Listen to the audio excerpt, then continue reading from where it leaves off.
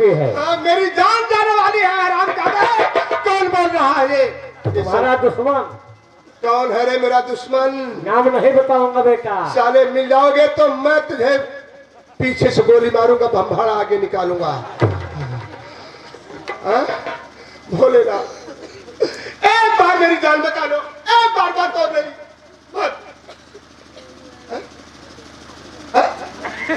मैं पापी हूँ? नहीं भगवान, मैंने तो कोई पाप नहीं किया है। हाँ, आप तो सब जानते हैं, अंतर्यामी है, जो कुछ है सब जानते हैं, लेकिन मेरी जान एक बार और बचा लीजिए बस।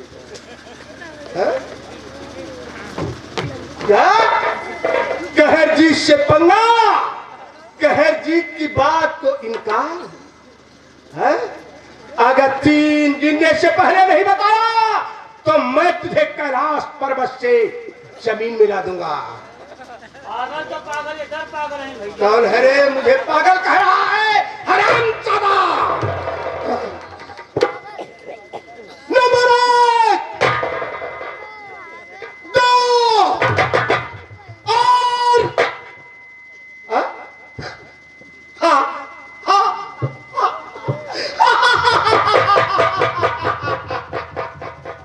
जाओ जाओ, कैलाश पर्वत पर जाओ, भांग के गोले खाओ, वहीं पर पड़े रहो। अब हमें तुम्हारी भी जरूरत नहीं पड़ेगी। जाओ।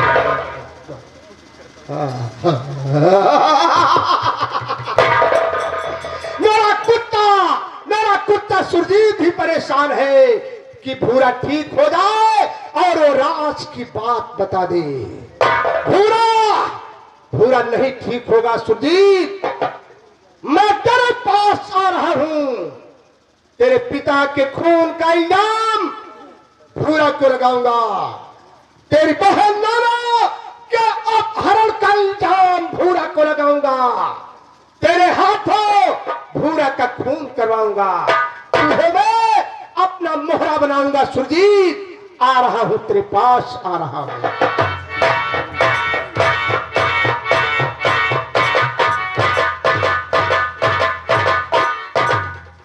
ईश्वर, अभी तक भूरा को होश भी नहीं आया है और उसने कहा था कि राजमाता को एक राज बताना चाहता हूं। वो पता नहीं कैसा राज बताना चाहता था। ईश्वर, मेरे पिताजी को गोली मार दिया गया। मेरी बहन का कोई पता नहीं लग रहा है। न जाने कौन सी दुनिया में वो चली गई।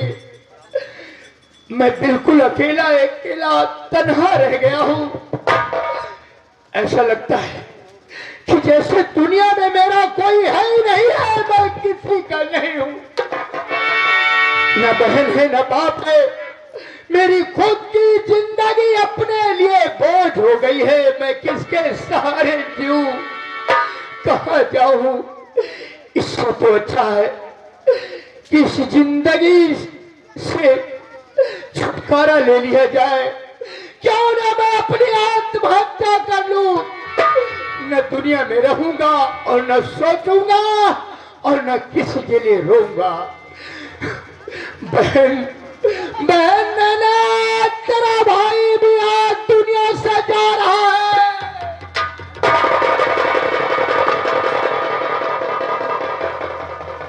राजकुमार जी, आखिर आपने मेरी तलवार मुझसे क्यों छीन लिया?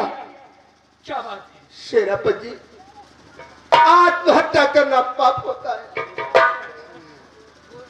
आप अगर मेरे सेना रियासत में नहीं रहेंगे, जब दुश्मन मेरे किले पर चढ़ाई करेगा तो आखिर मोर्चा संभालने कौन जाएगा? कौन जाएगा? मैं तुम्हारी बात समझता हूं राजकुमार जी, लेकिन तुम जानते हो कि मेरे पिताजी को न जाने किसने गोली मार दिया और मेरी बहन का कोई पता नहीं लगा। अब तक वो न जाने किस दुनिया में खो गई। सेनापति, मैं आखिर किसके लिए जीऊं? जिसने आपके पिताजी का खून किया है, आपकी बहन नैना का अपहरण किया है, उस कातिल को मैं जानता हूं। आप जानते हैं? तो फिर बताइए, आप उस कातिल के बारे में क्या जानते हैं राजकुमार जी? सेनापति, बताइए उसका नाम। आज आपको रोता हुआ देखकर मुझसे बर्दाश्त नहीं हो रहा है। बताइए उसका नाम। एक दिन की बात है, मैं अपने दोस्तों के साथ अपने शाही बगीचे में फुटबॉल खेल रहा था। मेरा फुटबॉल अचानक जनाने चमन में गिर गया। फिर क्या हुआ? मेरे दोस्तों को हिम्मत ही नहीं थी कि चमन में चले जाएं। वहां पर माँ और मैं, तीसरा कोई जा ही नहीं सकता। तो फिर वो फुटबॉल आया कैसे? मेरे दोस्तों ने कहा कि राजकुमार जी आप जाए और फुटबॉल लेकर आए। मैं दौड़ते हुए चमन में पहुंचा तो वहां क्या देखा? क्या देखा? क्या देखा राजकुमार जी? कुछ नहीं। कुछ नहीं? नहीं राजकुमार कहरजी सिंह, तुम्हें कसम है तुम कुछ मुझसे छुपाना चाहते हो। साफ साफ बताओ। अब तो बताऊंगा जब आपने कसम रख दिया। हाँ बताओ। वहां देखा मेरी माँ हाँ तुम्हारी माँ डाकू भूरा की बाहों में समाई हुई थी।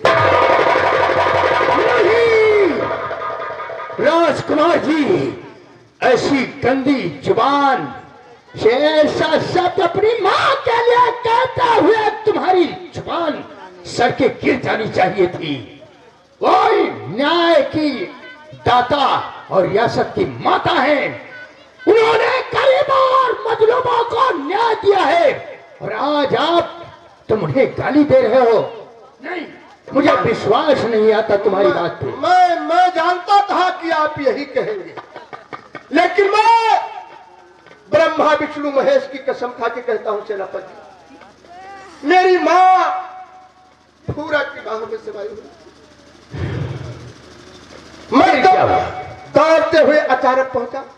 मेरी माँ ने जब मुझे देखा तो मेरी माँ शर्मा गई, मुझसे हाथ जोड़कर कहा, बेटा कहरजी ये बातें किसी से नहीं बताना, नहीं तो दरबार में बहुत बदनामी होगी। क्या हुआ? मैं अपना सर नीचा किए हुए वहां से चल पड़ा। वहां से मैं चल पड़ा और जैसे मैं वहां से चला, आपके पिताजी भी उसी रास्ते से आ रहे थे। मेरे पिताजी? और आपके पिताजी ने भी मेरी माँ व भूरा को देख लिया। जब मेरी माँ ने आपके पिताजी को देखा तो भूरा से कहा, क्या कहा? प्यारे भूरा, इस बुढ़े को गोली मार दो, इसने सब कुछ देख लिया है, नहीं तो दरबार पहुंच गया तो मेरी रियासत में मुंह दिखाने के काबिल नहीं रहोगी। बस भूरा ने आपके पिताजी को वहीं पर गोली मार दी। नहीं राजकुमार जी, नहीं। तुमने मुझे भूरा के बारे में क्या बता दिया? मैंने जो बताया वो सही बताया, और मेरी माँ ने कहा चले जाओ इसके घर, गांव तुलसीपुर, इसके एक जवान बेटी है जिसका नाम है नैना, नैना के साथ जो भी मर्जी सो करके उसका भी अपहरण कर दो। मैं सब सुनता रहा।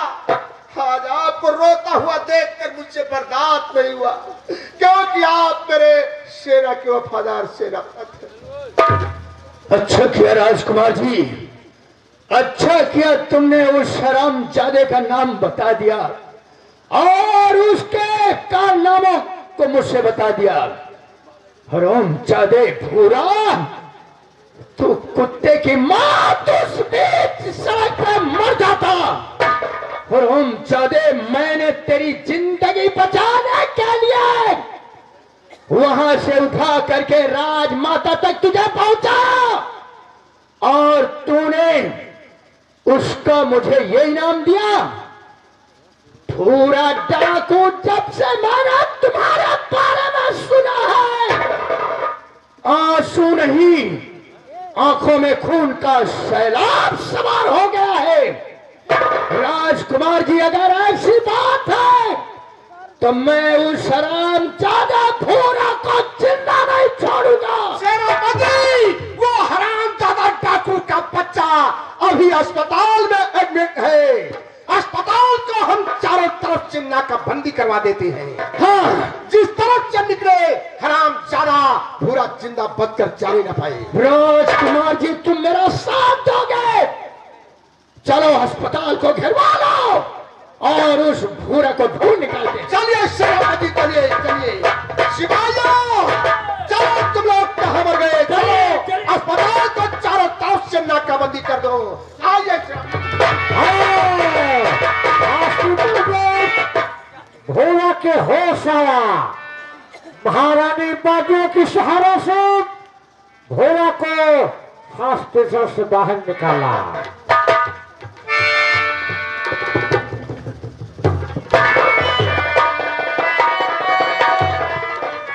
बेटा भूरा, ये बता, तेरी तबीयत ठीक है ना? ठीक है माँ।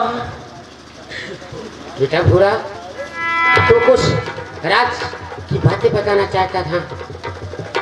पूरा की बात बता, क्या बताना चाहता था? जरूर बताऊंगा रानी माँ, लेकिन सबसे पहले आप मुझे वचन दें कि आप दोषी को सजा देंगे। दोषी चाहे रियासत का हो, चाहे दरबार का हो, क्यों ना आपका बेटा कहे भी।